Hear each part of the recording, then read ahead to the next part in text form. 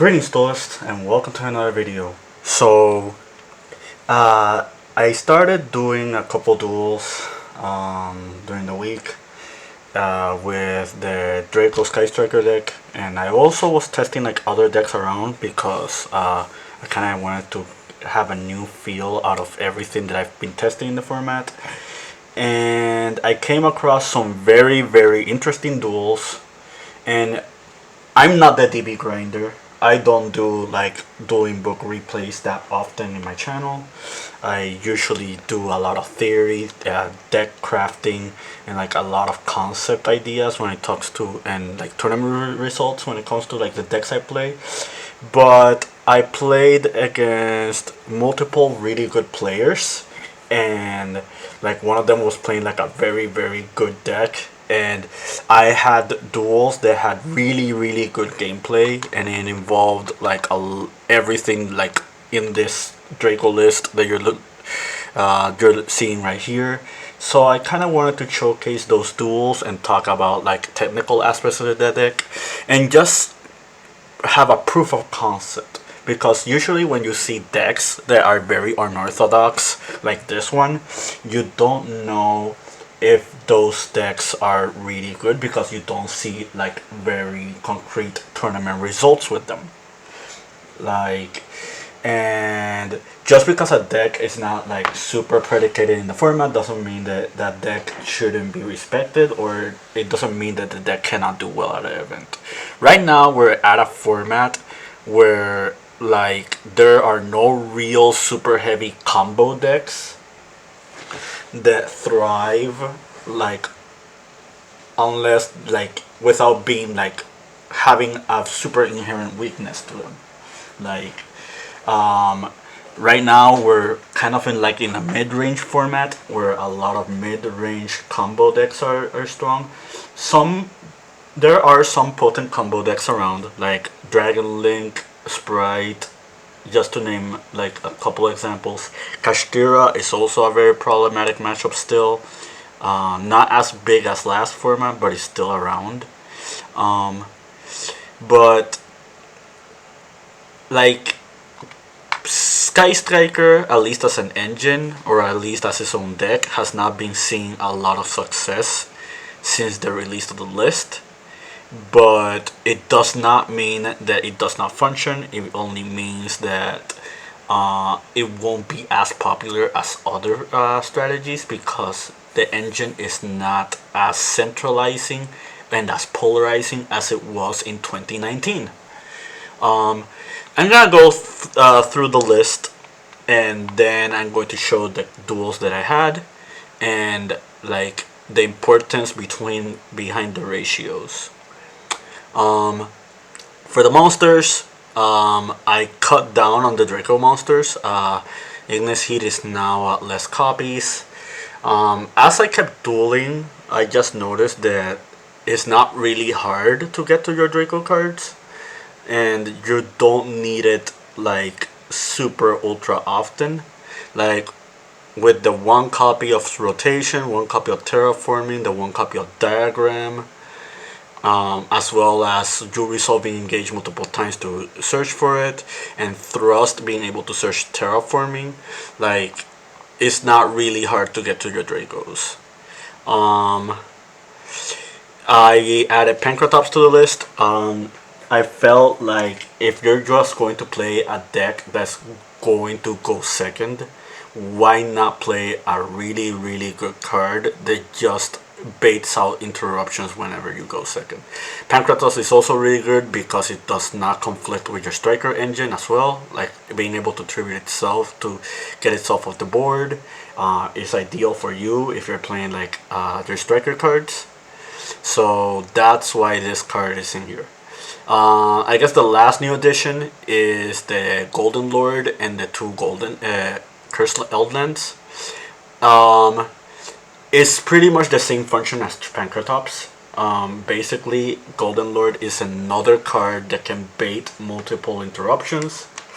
Like being able to pitch the Golden Lord itself from hand with another card already baits out a card, because like it's already targeting removal, and Golden Lord's effect to like send a card to special itself is also like another bait for your opponent, because if they do let this resolve, we're talking about a 3500 beater that can like swing over like negation monsters or like problematic monsters, stuff like Baron the Floor, etc. etc. Another really cool thing about Golden Lord is that it synergizes with the Draco cards, because you just send your Draco cards to try to summon or recur the Golden Lord, and if they stop your Golden Lord, then your spell and traps trigger, and that's another card to like stop your opponent or like just take more resources out of your opponent. So I just felt like there was a lot of synergy with Golden Lord itself and the Draco cards. And Golden Lord itself, like a lot of people look at Eldlich and they think it's just a going first deck, but if you build your deck properly, like Cursed Outland is pretty much 2 interruptions in 1 card.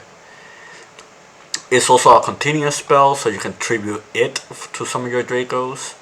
It also serves as fodder for your multi-roll after it properly resolves, because it's already a +1 once you resolve it. And yeah, that was like the last pretty much addition to the deck. I think another card that I think is new compared to the last build that I showed is Forbidden Droplet. So you can make the argument that this can be Dark Ruler no more just because of Kashtira Arise Heart, which is correct. However, I just felt like Forbidden Droplets has way more synergy with the deck, because it can get rid of your cards in the main monster zone. If your opponent kaijus you, you can get rid of those, and then it turns your striker cards live again. It also triggers the Draco spell and traps if you send off it, so you can serve also as an interruption against your opponent. You can do this in the damage step, which is also really important, and it's also very key for a couple matchups. It's easier to OTK with this card than with Dark Ruler no more. Again, this is not incorrect. You can just play Dark Ruler no more. But I just felt like the synergy was good enough for droplets to be warranted, despite Arise Heart just being part of the format. And yeah, I think that's it for the main deck. The side deck is almost pretty much the same.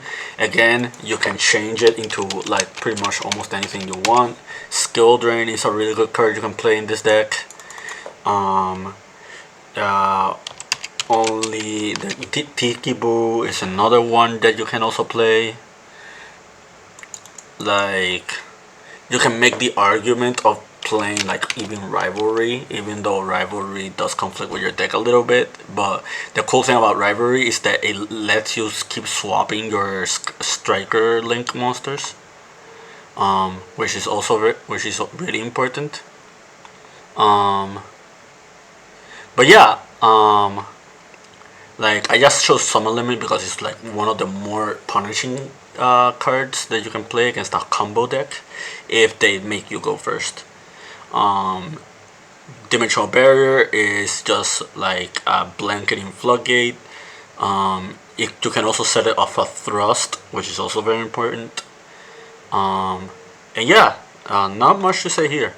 I've rambled along. I rambled enough about the deck. Let's go show the duels. So the first duel is against Ying Seng. The reason I want to showcase this duel is because he has 1300 player rating. Whenever you see a dueling book opponent with more than 10k in player rating, you already know those people are kind of veterans. It means these people have played multiple times through multiple formats, because getting to that amount of player ratio is not that easy. Like, I have 6k ratio and I've been dueling in dueling book for like almost 5 years now. So that goes to show you that like that this opponent, he is a good player, even though the deck he played is questionable. Like he's playing Salamangreat. Um, but yeah, I trained the duel. Something interesting is he plays Gamma. Um, but yeah, he activates Gazelle. He gets to the Sanctuary. He duns with the Gazelle. He makes Mirage. Mirage into Jaguar. That gets him to that. He recurs that.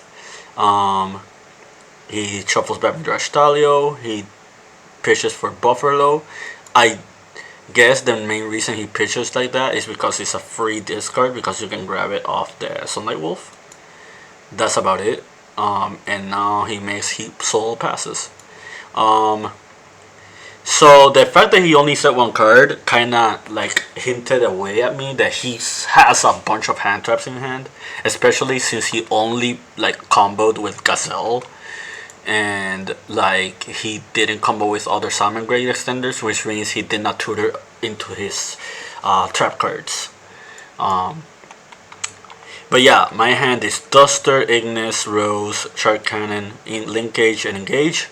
I guess my game plan here is try to resolve Engage as much as possible. Try to punish him, like, and try to play for next turn with the striker cards. The Draco cards I don't think has a function in this like turn, just because I only drew Ignis Heat and like I don't have any Draco spell on traps, and I already have the Duster for his only set, which is Impermanence. You can make the argument that I could have just kept the Duster, but just getting rid of another card just it means one less interruption for you to worry about. So let's see what I do. He drew with Heat Soul. He drew into the Roar that I did not know that he had. Something that I should have done here different is I should have immediately Shark Cannoned and just banish one of the Balinks. Or banish like one of the Sunlight Wolves, which would have given more value to Engage, which means I would have drawn another card. Because what I'm doing here is I activate Linkage, and the Linkage is going to send the Engage because it's just a free card to send with Linkage, since I don't have other cards that I'm going to send with Linkage anyway. Another misplay, I don't know if I can call it a misplay, is you'll see later on, but I don't summon the Rose from hand, which probably would have been a good idea in hindsight. But yeah, I grab multi-roll. I try to grab Engage, he Veilers, I Shark Cannon, grab that, I go into Zeke banish the Heat Soul, and I go into Shizuku, I grab the Widow Anchor, I set Widow Anchor on Shark Cannon. He draws, he grabs Circle into Falco. So, right here, I was super skeptical on the rest of his hand. Like for example, he has Silent Mining, which I didn't know he had, but the Silent Mining pushes the Falco, which makes it so he can grab Gazelle. But in hindsight, you can make the argument that if he doesn't have the Silent Mining, the correct play would be banish the Foxy with Shark Cannon and grab the Buffalo with Widow Anchor, since I already have 3 spells in grave. That could have been the correct play, and that might have ended his turn, in theory. But I pretty much made a bank decision of holding these cards because I felt with so many cards in hand, he probably had a game plan for Gazelle if I ended up doing that play that I mentioned beforehand. But there is no real argument against doing the first play, which is like banishing the Foxy and grabbing the Buffalo. But he just had way too many cards in his hand, so I couldn't bank on that. And it was correct because he did have Silent Mining, which would have pushed the Falco, which would have triggered the Gazelle. And he already has Spinning Grave. So yeah, let's keep going. He pitches the Falco, draws 2 cards. He summons Gazelle. He does Jaguar. I let all that go through. He goes Foxy. I debated whether or not to Shark Cannon the Foxy because keeping the multi-roll probably would have been more important. Which is kind of bite me in the ass, probably. But I didn't want to. I didn't want to waste my cards at all for anything that he was doing. Like he goes into Update Jammer, and here I thought he was going to transcode, but he knows I have Shark Cannon, so he did the right play, which is just to keep these two on board. Take note that he has Solomon Great Roar that I did not know that he drew with the Heat Soul. So that's going to play a very important role because I'm just playing with whatever knowledge I have of whatever he has in hand. And he has just way too many cards for me to like make a consistent judgment on his cards. I cannot target any of these because I mean I can target those with the Widow Anchor, but I just don't see a good point in doing that. So he attacks, he swings over everything. He makes a second Heat Soul. I Widow Anchor negate that.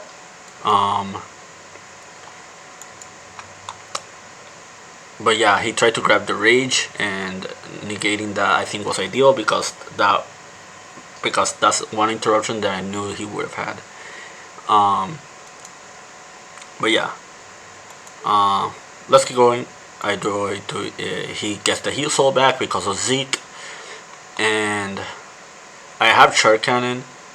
In hindsight, you could make the argument that I could have held the Widow Anchor, let him grab Rage, and Shark Cannon in the Lingeribo. That way, I have a secure line against his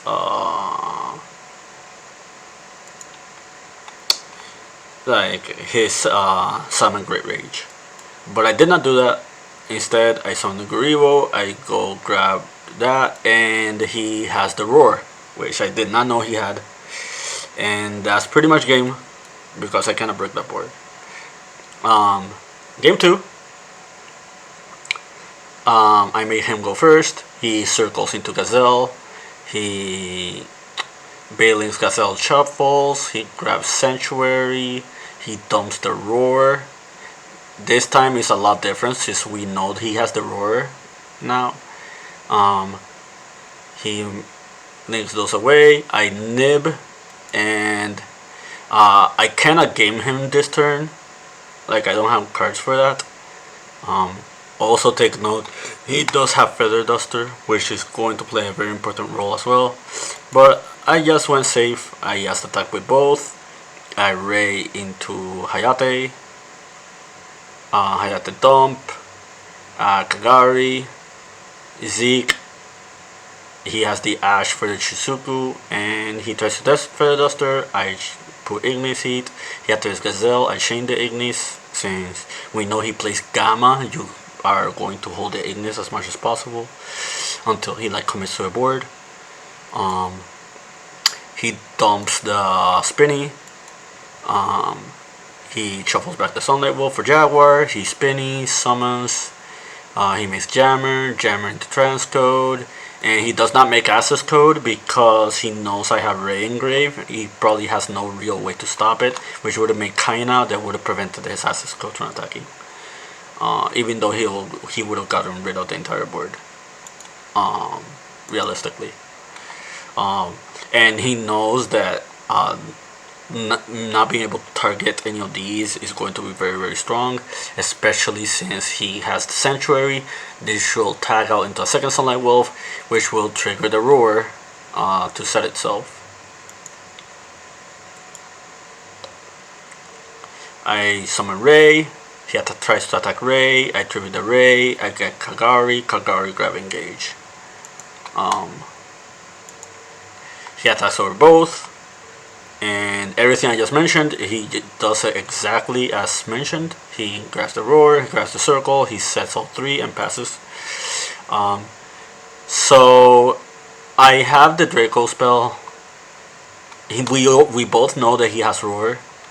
This is pretty much my best play because I cannot target any of these guys, which means I cannot Widow Anchor, which means I pretty much have to bank on the draw of Draco Phoenix in order to win the game. Sometimes duels have to be decided that way. Like, you can be really, really good at the game, but you will be put in a situation where you just have to make a judgment call. He knows I have engaged, so he's not going to stop this.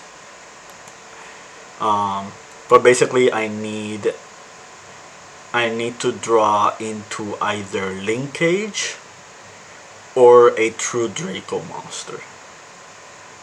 If any of both happen, then I'm fine, because if I get the Draco monster, that means I can tribute, pop the Roar that we already know is set in the middle. We attack over the Sunlight Wolf. Main phase 2, we make Clara and Rushka, which I do play in my extra deck. And then that turns on the engage and the Widow Anchor. We can engage to try to get to multiple spell cards. Then Widow Anchor the transcode, and then make access code and clear his entire board. If I draw into linkage, what's going to happen here is you cannot make other monsters with linkage because you're stuck into just striker summons for the rest of the turn. However, it does fulfill the condition of getting rid of Disciples, which will get rid of the Roar, and also gives us multiple spells in grave for us to capitalize on Widow Anchor and engage. So let's see what the draw is. We drew into multi-roll, which is another one that I didn't think about. Multi-roll is important because with multi-roll, you don't have to get rid of the Roar. You can get rid of another card. We already know that one of the set cards is Circle. We don't know about the impermanence yet. So what you can do is multi-roll, send this pop another card, and he can no longer respond to my spell cards, which means the Roar is now dead. Let's see what happens. He immediately roars the multi-roll, knowing that, which is the correct play. And now I activate engage into area 0. The reason I grab area 0 here and not like something else is because we don't know his set back row yet. And like worst case scenario, I pretty much like a fair argument was to grab linkage, which is something I didn't think about at the time, or like grabbing Hornet Drones. Either one could have worked. However, if his set card was something that would have stopped the striker summon like outright, I lose the game. We know he has Circle in hand, we don't know about the other set card, and we kind of have to bank on the 50-50. But yeah, let's see what happens. I hit the Hornet Drones, which is really, really good because now we send the trap. We send the Draco spell, and the Draco spell is going to snipe the Imperm. And now that's game because we already know about the Circle. And we go Hornet Drones, summon that, grab engage. I think we have 3 spells in grave already, so I draw an extra card. I Duster for the rest of his back row. He circles into the Foxy. I grab the Update Jammer, and that turns into the Super Chalice. And if you don't know what this card does, it sends 1 card from each side to the graveyard, and he does not target. So it plays around the Transcode Talker. We have the Widow Anchor to take the other monster, and this can attack twice. So it's game. Now on to game 3. So game 3, he goes first. He does not pitch with Buffalo, which pretty much tells me he has no salads for his life. That means either a bunch of trap cards or a bunch of hand traps. Our hands is Droplets, Phoenix, Heritage, Thrust, and Rose, which is really, really good if he has multiple back row. but against just having hand traps is a different story. So see what happens. He activates that. He goes into Splash Mage. He's going basically for the Heat Soul line, just to see drawing to more cards, and he sets one and passes. We know this is not a salad card because, like, he wouldn't have set it, or maybe he would have set it as a bluff. But like, we don't have to worry about this being like another card. My thoughts was this was impermanence because we didn't see any floodgates game 2 and 3.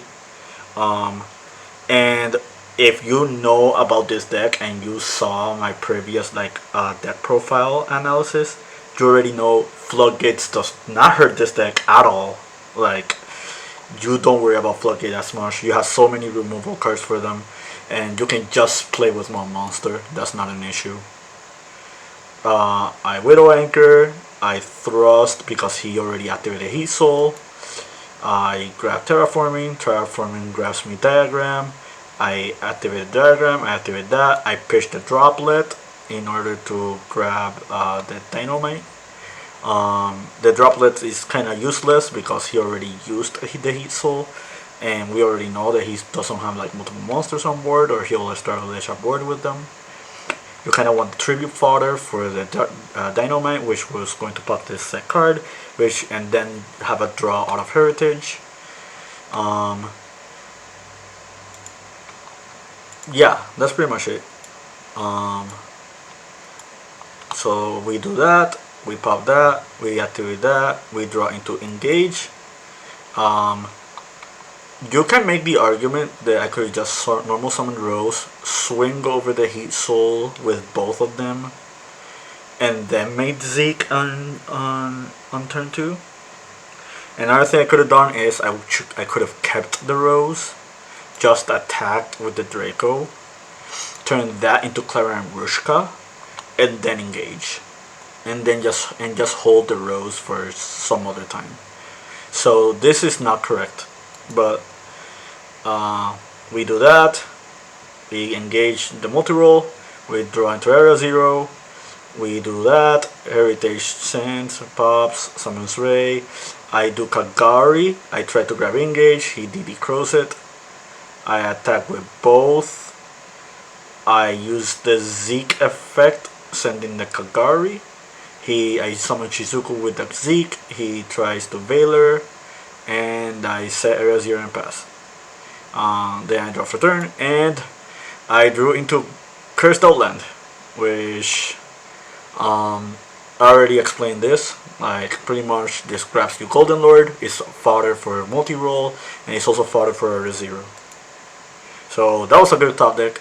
I flew the Area 0, I hit Widow Anchor, and now he'll scoop because basically I send with the Golden Lord, he uses the trap card, and that's game. Yep. Okay, second replay.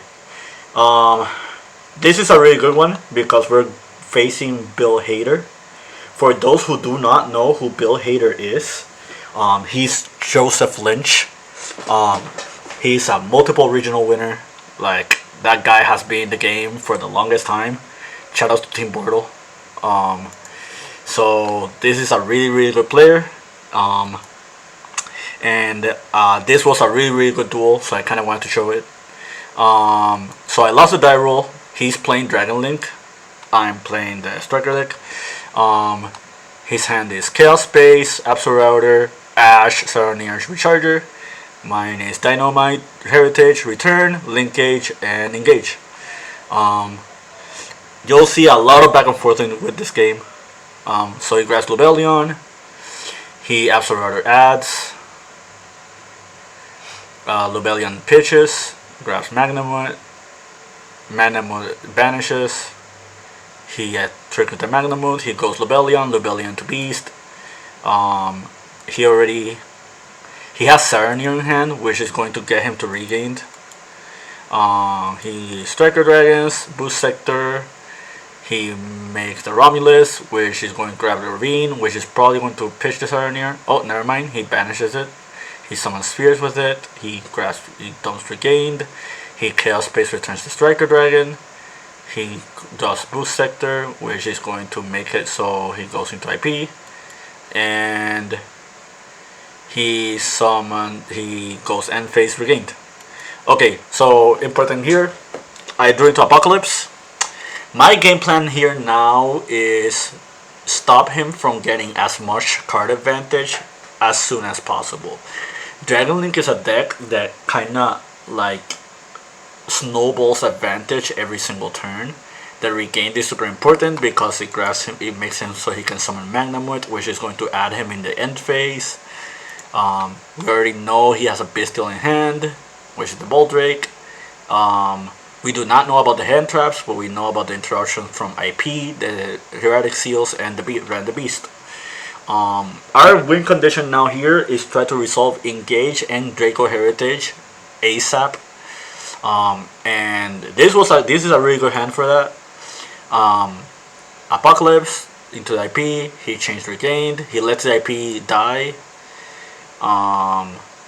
You can make the argument where he could have chained the IP and the spheres,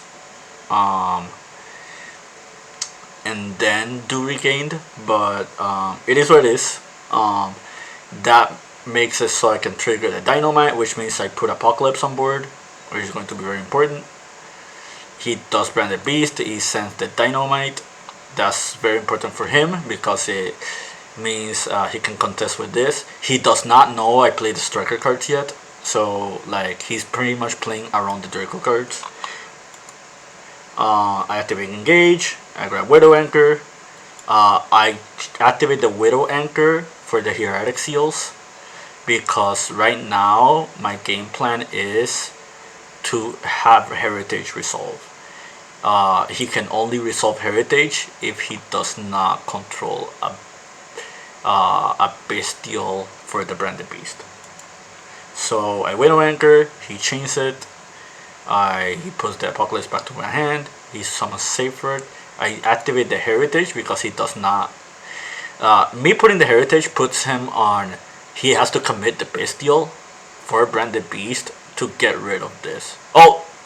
I keep forgetting, he already used Branded Beast. What am I talking about? So since he already did Branded Beast, there's nothing stopping the Heritage except for the Ash Blossom that he already had in hand. I do Linkage, I send that. I Heritage, pop the Branded Beast. That was a misplay.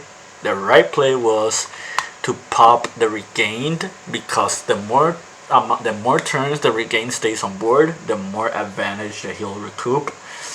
However, also another reason for you to pop the Branded Beast is there is a world where he grabs Levianeer, and we already know he has Boldrake, so he can summon Boldrake, then banish 3 for Levianeer, and if I try to Widow Anchor to stop it, then he can chain the Branded Beast. So that's pretty much like a very important reason for that.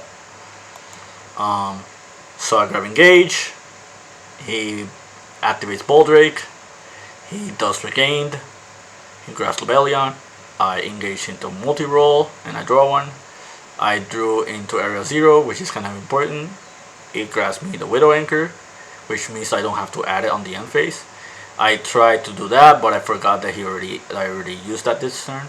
I pop the Boldrake, and I make Shizuku and I pass.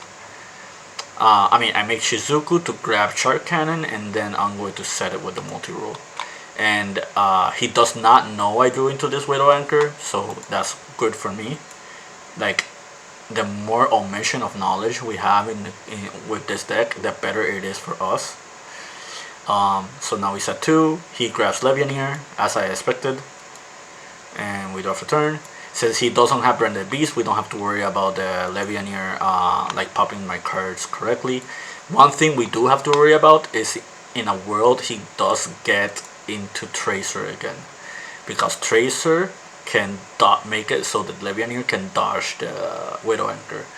but he already wasted Absol Router, and he already wasted Boost Sector Launch, or at least the Boost Sector Launch is no longer in rotation. So we don't have to worry about the rocket stuff unless he just draws into Quick Launch. He banishes, he summons Magnemite, he summons Levianeer, he chain blocks, I chain the Anchor. I don't take the Levianeer. The reason for that is because we still have a second Anchor and we have the Shark Cannon, which is very important. We keep going, he attacks, I take 1200, I take 25, I let all that go through, he summons Spheres, and I end phase multi-roll set. You can make an argument that could have said engage, but I want to have as much value for engage as possible, and I don't want to lose my copies of engage too early. And the linkage is gonna make it so I can get it there because I have the area 0. So I Widow Anchor to chain to the spheres just to make sure I get rid of a body. He chains the spheres, I chain the Shark Cannon. I do that because he does no longer have Magnemite in rotation, which means I stop his rotation between like his bestial cards, even though he has to Bellion for the next turn. He does regained, he comes back to Fierce, and that play was all for naught because he drew into the third Magnemite. I activate multi-roll. Multi-roll get rid of the Arrow 0. Arrow 0 gets into Ray. We already know that he has the Magnemite in rotation anyway. I do Aggro Engage. I activate Engage. He reminds me that I cannot respond. I was just thinking my place a little bit. I drive the Draco Phoenix, and this Draco Phoenix is going to be very, very helpful. You'll see why. I shuffled back the 3 traps and I drew into 1 trap. He does not know that, which is going to be very, very important because he tries to commit. I chain Widow Anchor. I crash both his Bestials. I swing him for 20. I Area 0, I Shizuku, and I grab Hornet Drones. And that's going to set that. So he saw me set the Widow Anchor. He knows I have linkage because I set it last turn. He does not know about the Draco trap, which means he is pretty much going to full commit into the board because I did not set enough interruptions for him. That's what he grabs Druid's Worm. He summons Levianeer. I chain the he shuffles. I Widow Anchor it. I do not take it. There is a world where I could have taken the Levianeer, but then if I do that, then he 100% knows I cannot commit because the linkage is still there. So he goes to the battle phase and he banishes for Magnemite, he banishes for Druid's Worm. The main reason he does that is because he knows about the linkage and he wants to play through it.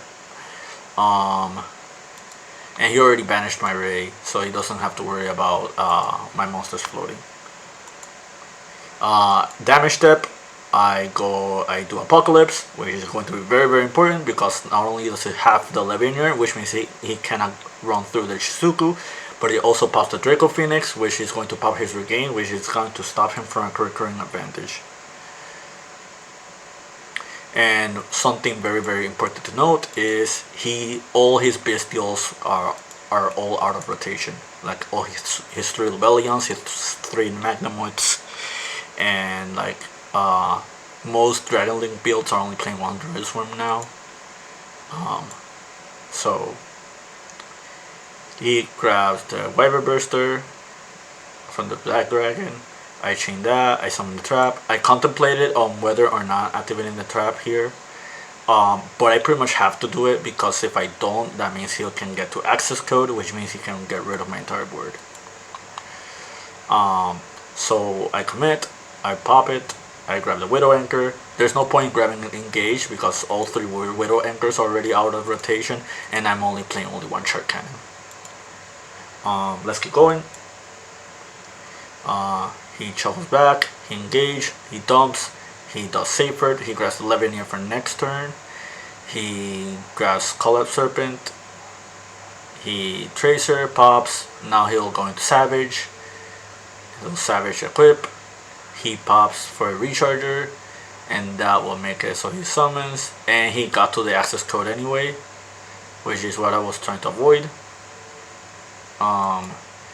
Okay, so I draw for turn, and I drew the Cursed Outland, which obviously is going to surprise him because this is another engine that you don't expect. So this is pretty much the last turn. Like, there's no way the turn is going to go after this one. He no longer has Bestials. I already got rid of his regain, so he's no longer going to recur advantage. All three Kagaris has been used. I only played 2 Shizukus, so there's not a third Shizuku to worry about. I only play 1 Rei. I have not committed into Hayate yet. But yeah. So I have to finish it this turn. I grab the Golden Lord. I try to area 0. I whiff, as expected. And I Widow Anchor Chain that. He negates it. And this is my misplay. My misplay is I activated the Hornet Drones.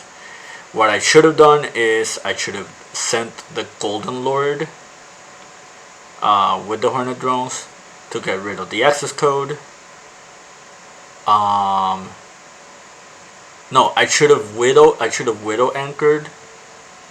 No, the right play was Golden Lord pitch to force the Savage. I Golden Lord, I activate Widow Anchor, take back his access code.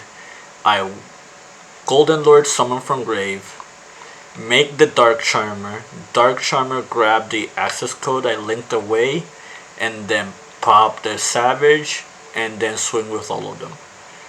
That should have been my play. I did not do that, and it's gonna cost me the duel. Now on to the game 2. I open double draw, which is really important. I pretty much activate the first one. He has to hard stop. He ogres the thing. I do that. I whiff, which makes you go into terraforming, which makes me go into diagram. I activate the engage. I do that. Kagari, engage again. Engage, draw, and grab. I activate that.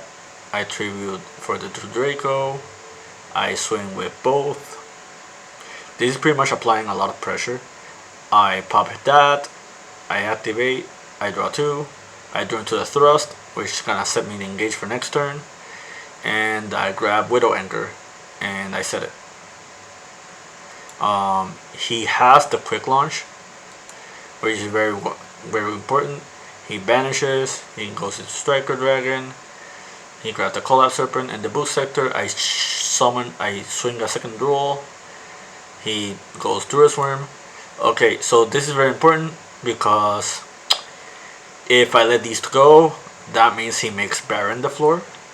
However, if I chain Anchor to try to take any of these guys, he can chain the Tracer, and that will make it so he can grab Recharger, which means he'll get into Boral Savage, which means and he also has the Black Dragon, so that is a very possible play. He goes into Baron, Druid's sends, he pops that, he grabs the Tracer, he activates Boost Sector, he summons both, he goes into the Savage, I hold that, and he pretty much, I pretty much hold everything. Okay, So I drew Apocalypse. That's going to be very, very important because that turns Diagram into another, a card to bait one of these two negates if he didn't have Ash Blossom. But since he has Ash Blossom, that's not gonna matter. But pretty much my game plan here is I have to bait both negates so I can engage and then come back to the duel. Let's see what happens. He ashes, I summon Pancratops, he lets it go through, I chain that, I do that, I grab engage in Kagari, and he scoops. What probably would have happened at the end of there is I would have tried to get into rotation for Shizuku, and then end phase Chart Cannon take his Baron, since we're a super simplified game state and he had nothing in hand. Now on to game 3. He makes me go first, which is the smart move. Like his deck has a way higher ceiling than mine, and he already cited Cosmic, so he was ready for the floodgates if that were to happen. But something very important is I open Droll again. So I do side rotation. I asked him if I can rotate it back. He lets it go through.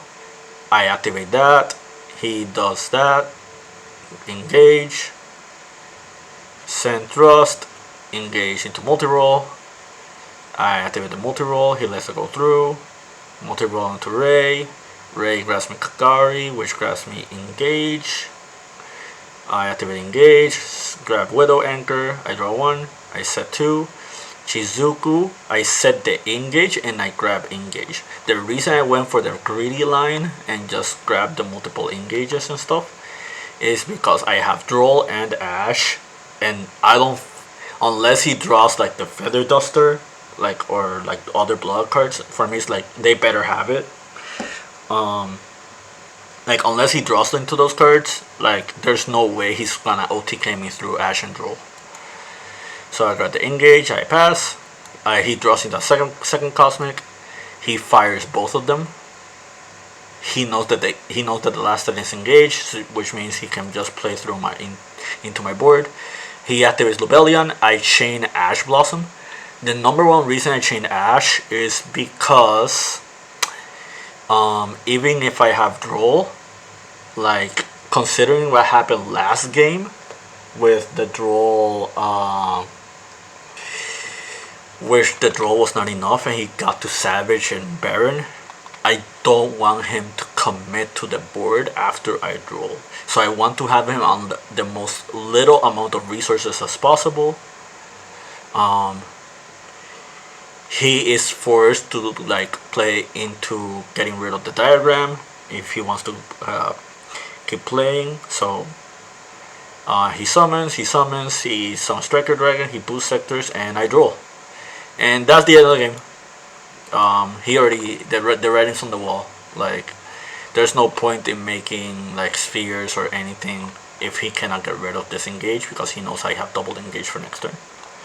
But yeah, those were the duels. Those were the replays.